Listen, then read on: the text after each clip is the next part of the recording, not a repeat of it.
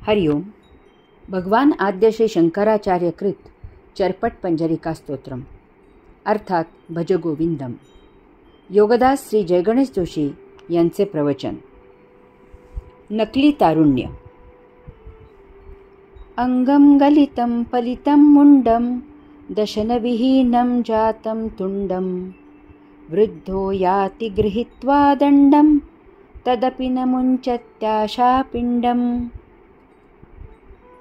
अंग गळून गेले आहे, डोक्याचे केस पांढरे झाले आहेत, तोंडात दात उरले नाहीत, वृद्धत्व आले आहे, काठीचा आधार घेत चालत आहे, तरीही देहाचा सोस काही कमी होत नाही. भगवान आद्य श्री शंकराचार्यांनी येथे वृद्धत्व आलेले आहे तरीही ते मनाने न स्वीकारणाऱ्याचे अगदी हुबेहूब वर्णन केले आहे. हे वर्णन वाचून नसलेले अवसान बळेबळे आणून, केसांना कलप लावून किंवा टक्कल असल्यास डोक्यावर वीक घालून, तोंडात कवळी अडकवून, जीन टी शर्टवर अत्तराचा फवारा उडवून, डोळ्यावर काळा चष्मा लावून काठीचा आधार घेत तरुणाई कोठे नजरेस पडते का याचा शोध घेत उभा असलेला हिरवा म्हातारा आपल्या डोळ्यासमोर साकारतो. असे नकली तरुण महाभाग आपल्या आजूबाजूला आढळतात. तरुण त्यांची चेष्टा करतात, बरोबरीचे हेवा करतात, समंजस अशांची कीव करतात, तरीही त्याकडे साफ दुर्लक्ष करून यांचा नकली तारुण्य नाचवण्याचा उत्साह काही कमी होत नाही. कौटुंबिक समारंभातून असे म्हातारे आपले लक्ष वेधून घेतात. काहीतरी निमित्त करून हे म्हातारे तरुणींजवळ, बायकांजवळ बोलत असतात, अचाट विनोद करत असतात. हे असे म्हातारे ऑर्केस्ट्रांच्या कार्यक्रमांना आवर्जून हजेरी लावतात, सिनेमागृहात जाऊन सिनेमा पाहतात. अशा ठिकाणी त्यांना विनासंकोच मोकळेपणाने दाद देता येते. अशावेळी एखादा चावट तरुण अशांना हात धरून नाच करायला लावतो आणि हा विदूषक अतिउत्साहाने पदन्यास टाकतोही. अंग गळून जाणे, दात पडणे, केस पिकणे, काठीचा आधार घेऊन चालावे लागणे इत्यादी ही जी लक्षणे आहेत याचा अर्थ वेळीच उमजून आपण आपल्या आचरणात बदल करावा. आता स्वप्न पाहण्याचे आणि त्यांच्या पूर्ततेसाठी झटण्याचे वय संपले हे ओळखावे, परंतु तसे होत नाही. ती आशा नावाची चेटकीण माणसाला नाचवत ठेवते. अंथरुणावर जरा जर्जर होऊन पडलेला, विकलांग झालेला, अर्धांग वायूचा झटका आलेला मनात मांडे खात असतो की हा एवढा या आजारातून बरा झालो की अमुक करीन आणि तमुक करीन. वास्तवात तो मरणासन्न झालेला असतो. त्या तशाही अवस्थेत त्याला आशा असते की यातून मी पुन्हा उभारी घेईन. हे सर्व मनोराज्य देहाच्या उपभोगाचे चोचले पुरवण्यासाठी चाललेले असते. मानवी जीवनाचा सत्य अर्थ उमजलेला नसतो, परंतु त्याचा चुकीचा अर्थ मात्र समजलेला असतो. देह थकला, गळून गेला, पूर्वीसारखी उमेद वाटत नाही. याचा अर्थ साफ आहे की आता देहाची जीवित राहण्याची क्षमता संपुष्टात येऊ लागली आहे. आता येथून आपला मुक्काम हलवायची घटिका भरत आली आहे. आता नवीन संकल्पना करायच्या नाहीत. तरुणाईच्या हाती सत्ता देऊन आता आपण वानप्रस्थाश्रम स्वीकारायचा आहे. आपल्या अनुभवाचा, ज्ञानाचा, संचिताचा उपयोग पुढील पिढीला करून द्यायचा. आता केवळ सल्ला देण्याचे काम करायचे, आणि तेही विचारले तरच. कारण आता किती दिवस आपण पुरणार आहोत. आपले दात पडले याचा अर्थ आता भौतिक उपभोगांचे चरवण करायचे दिवस संपले हे ओळखावे. उगीचच नकली कवळी लावून तुकतुकीत चेहरा करून हिंडू नये. कारण कितीही असे नकली तारुण्य ओढून आणले तरी चेहऱ्यावरील सुरकुत्या सर्व काही सांगून जातात. त्यापेक्षा जसे नैसर्गिक असते तसे असावे आणि दिसावे. त्यायोगे तरुणाई अशा बुजुर्गांचा मान राखते. आपले दिसणे आपले वय सांगून गेले पाहिजे. ते लपवण्यात स्वतःचीच फसवणूक करणे असते. दात पडले याचा अर्थ आता जे काही खाऊ ते पचवू अशी स्थिती राहिली नाही, तर याउलट जे पचवू शकू तेवढेच खाऊ अशी परिस्थिती आलेली असते. त्यातून उसने अवसान आणून कवळीच्या आधारे चावून खाल्ले तरी ते पचत नाही, अपचन होते. यास्तव आता नसते मिळवण्याचा खटाटोप करू नये आणि ते मिळवण्याचा अट्टाहासही धरू नये. त्यात अपयश येते आणि ते नैराश्य देऊन जाते. ती आशा नावाची चेटकीण घरापासून दूर ठेवावी. तसेच नसते संचितही करू नये, त्याचा उपभोग घेता येत नाही आणि सांभाळही करता येत नाही. सिकंदर जग जिंकायला बाहेर पडला. वाटेत त्याची डायोनिज नावाच्या एका मस्त कलंदर फकीराशी गाठ पडली. डायोनिज नग्न राहत असे. डायोनिज सिकंदराला म्हणाला, कोणीकडे चाललास? सिकंदर म्हणाला, मी जग जिंकायला चाललो आहे. डायोनिज म्हटला, मग जग जिंकून झाल्यावर काय करणार? कारण येथे तुला जिंकण्यासाठी दुसरे जग नाही. जग जिंकल्यावर तर तुला आरामच करावा लागणार आहे. तसेच तू कितीही काही जिंकून घे, शेवटी तू रिकामा तो रिकामाच राहणार आहेस.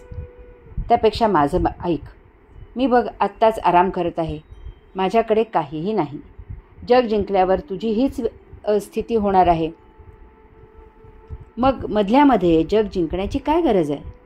त्यापेक्षा माझ्यासारखा आत्ताच आराम कर, हे श्रेयस्कर आहे. घडलेही असेच काहीसे. सिकंदर भारतापर्यंत पोहोचला, परंतु त्याला सर्व जग जिंकणे शक्य झाले नाही. त्याला मोहीम अर्ध्यावर सोडून परत जावे लागले. जाताना वाटेतच त्याला मृत्यूची चाहूल लागली. तेव्हा त्याने आपल्या सेनापतीला सांगितले की मी मेल्यावर माझे हात बांधू नका, तसेच मोकळे सोडा, म्हणजे लोकांना समजेल की हा सिकंदर एवढे जग जिंकूनही रिकाम्या हातानेच गेला. आपले केस आयुष्याच्या अनुभवाने पिकले पाहिजेत किंवा जीवनाच्या अनुभवाने गळले पाहिजेत. तसे ज्यांचे हात होत नाही ते कलप लावतात किंवा वीक घालतात आणि दांभिक तारुण्य उसळण्याचा निष्फळ प्रयत्न करतात. देह थकलेला असल्यामुळे तोंडावर आपटतात आणि जखम होऊन विव्हळतात. फणसाला काटे असतात, परंतु तो जसजसा पिकू लागतो तसतसे त्याचे काटे बोथट आणि मऊ मऊ होत जातात आणि आतील गरे पिकून गोड होतात. तसे आपले व्हावे. आपल्या जीवनात पिकल्या केसांचा हा अर्थ आहे. नुसतेच जगू नये. जीवनात अनेक अनुभव येत असतात. त्या अनुभवाने छान पिकावे आणि त्याचे गाठोडे तरुणांसाठी मोकळे करावे. किंवा फळ पिकल्यावर जसे झाडापासून अलगद दूर होते आणि पुढील सृजनासाठी खाली कोसळते, तसे आपले व्हावे. आपले केस पिकले याचा अर्थ आता आपली या जगाला निरोप द्यायची वेळ झाली आहे हे ओळखावे. फळ पिकले की स्वतः झाडापासून अलग होते, परंतु गळल्यावर खाणाऱ्यांना मधुर स्वाद आणि रस देते. तसे आपले असावे. आपला वैचारिक आध्यात्मिक ठेवा असा काही असावा की आपल्या मागे आपल्या मधुर आठवणी राहाव्यात. आपले आर्थिक भौतिक संचित सर्वांना उपयोगी होईल असे असावे. आपले आध्यात्मिक संचित चित्रगुप्ताला हिशोब ठेवण्याचे कष्ट देणारे नसावे आणि भौतिक संचित यमराजाला काम करायला लावणारे नसावे. चित्रगुप्त आणि यमदेव या संकल्पनाच आपल्या जीवनात नसाव्यात. आपले छान पिकल्यामुळे कसल्याही यातना न होता आपण देहापासून कोणालाही सुगावा लागू न देता सहजच अलगद दूर होतो. पिकून आपोआप गळालेल्या फळातील बीजामधून जसे स्वयंसृजन होते, तसे आपले आपल्या मर्जीने सायुज्य मुक्त म्हणून विश्वात पुनरागमन होते. तसे नसेल तर उपभोगांच्या लालसेने आपण देह सोडता सोडत नाही. त्यामुळे मरणसमयी नुसती तडफड होते. देह तर सोडावाच लागतो, त्याला पर्याय नसतो. परंतु मनात देहोपभोगांचे थैमान सुरू असते आणि भौतिक संचिताचे आकर्षण असते. त्यामुळे या जगाचा निरोप घेणे होता होत नाही. कच्चे फळ फोडले तर त्यातील बीज कापून ओरबडून बाहेर काढावे लागते. त्यापासून सृजन होत नाही. झालेच तर ते निरोगी नसते. तसे संचित उपभोगांमुळे तडफडत खूप यातना होत, क्लेश असह्य होत देहपतन होते. त्यानंतर आपली रवानगी नरकात होते किंवा वांझ अशा तिर्यक योनीत होते. ही अंधश्रद्धा नसून ही त्या परम स्वयंभू आत्मचैतन्याने विश्व आत्मेच्छेने आत्मव्यवस्थेने आत्मानंदात सुरळीत चालावे म्हणून आपोआप सुरू राहील अशी लावून दिलेली स्वयंवैश्विक व्यवस्था आहे. यात बदल केवळ अशक्य आहे. जो यात बदल करतो तो या वैश्विक व्यवस्थेमधून बाहेर फेकला जातो. देह थकला तर थकला हे मान्य असावे आणि त्याला अनुसरून यापुढे देह व्यवहार करावेत. त्यात चलाखीने कृत्रिम बदल करू नयेत. हा देह आणि त्यातील अंशात्मा याचा मनाशी काहीही संबंध नाही. मन उपरे असते हे ज्ञानाने जाणून घ्यावे. आपण मन नाही, आपण सद्य देहात निवास करत असलेले प्रत्यक्ष परमचैतन्याचा अंश आहोत. त्यामुळे देह सजवून स्वतःला सजवल्याचा गैरसमज करून घेऊ नये. अनेक वर्षे काम करून करून एका ठराविक वयाला देह थकतो. त्याची उर्मी, उत्साह, जोश कमी होतो. अशा वेळी आपण त्या देहाला साथ द्यावी. त्या वयाला शोभेल असे वर्तन करावे. त्यावेळी देहाला क्लेशकारक थकवा येणार नाही अशी कामे करावीत. जितका होईल तितका व्यायाम करावा, फिरायला जावे. आता आपल्याला चालताना काठीचा आधार लागतो हे मान्य असावे. त्याला काहीही इलाज नाही. याचा अर्थ आता स्वतः नवीन उभारी घ्यायची, देहाची क्षमता संपुष्टात आली याचा पोच असावा. आता तरुणाईने उभारी घ्यायची आणि आपण त्यांना उभारी द्यायची. देहाची धनुकली झाली तर ती तशी मिरवायची. उगीचच छाती फुगवून चालू नये. अशाने दमछाक होते. धनुकलीने कापूस पिंजून त्यापासून छान सूत निघते. तसे आपण आपल्या अनुभवाने आणि वैचारिक धनसंपत्तीने समाज पिंजून काढावा आणि बदललेल्या परिस्थितीशी छान सूत जमवून भावी पिढीजवळ संवाद साधत कैवल्यात असावे. तेच सत्य जीवन आहे. आपले चालण्या बोलण्याचे विषय तरुणाईला मार्गदर्शक असे असावेत. आता आपण स्वतः उपभोग घेणे थांबवावे. आपल्या अनुभवाचा फायदा तरुणांना उपयोगी होईल असे काही काम करावे. स्वतः कामाला निमित्त व्हावे. तरुणांना काम करू द्यावे. आपण त्यांना मार्गदर्शन करावे. असे करताना आपल्याकडे दुड्डाचार्याचा आव न घेता नव्या पिढीला, नव्या काळाला झेपेल असेच आपले एकूणच वर्तन असावे.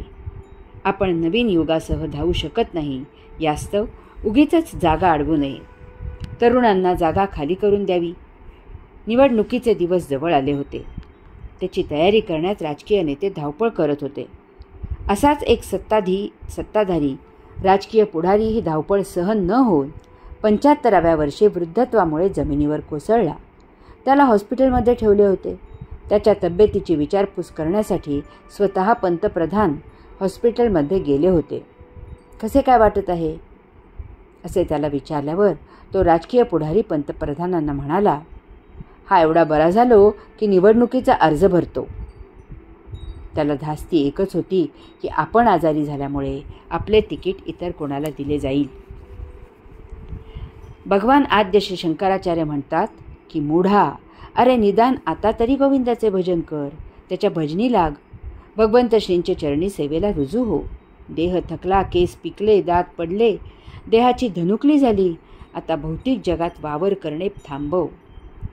आता तरी भगवंत श्री गोविंदाचे स्मरण कर. त्यासाठी या देहाच्या हिंडण्या फिरण्याच्या क्षमतेची गरज नाही. बसल्या जागी अंतःकरणात एकचित्त एकाग्र होऊन तू ओम तत्सत्वम असी असा महामंत्र म्हणू शकतोस. त्या योगे नवीन भोग निर्माण होणार नाहीत. या महामंत्राच्या घोषात तुझ्या संचित भोगस्मृती जळून खाक होऊ देत, त्याचे भस्म होऊ दे. ओम तत्सत त्वम असी या महामंत्रात सदा तल्लीन राहावे. आता केवळ एका भगवंत श्रींचे हेच नामस्मरण हृदयी असू दे. हे नामस्मरण देहाच्या रंध्रारंध्रात फैलावू दे. हे नामस्मरण नसानसात भिनून जाऊ दे. हे नामस्मरण अंतःकरणात विराजित होऊ दे. या योगे तू भगवंत श्रींच्या कवचाने अंतर्बाह्य व्यापून जा. याच नामस्मरणात जागृती राहू दे. याच नामस्मरणाची स्वप्ने पाहिली जाऊ देत. याच नामस्मरणात सुषुप्तीची अनुभूती मिळू दे.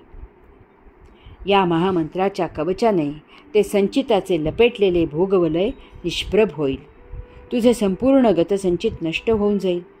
याच देही, याच जन्मी, याच लोकी मुक्त होशील. किंवा निदान त्यासाठी यात्रा तरी सुरू होईल. ओम तत्सत त्वम असी.